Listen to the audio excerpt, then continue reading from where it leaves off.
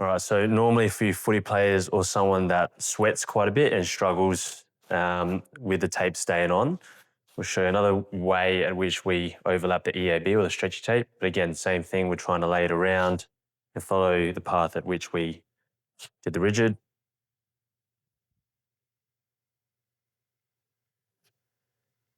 Instead of finishing it off at that back ankle point, we're going to come around Tommy's body here, around his back. I'll get Tommy to lift his right arm. Tommy, could you hold that there for me? I'll come around the front and just finish off where I started and just watch for the nipple line. And we'll just go around one more time and finish at the back.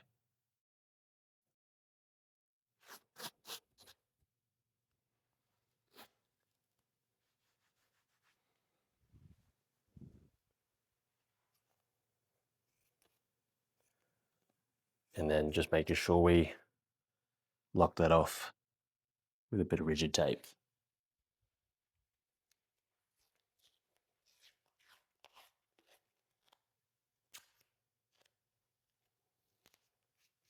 Cool. So that'll stay on a little bit better for your footy players or someone that sweats a little bit more.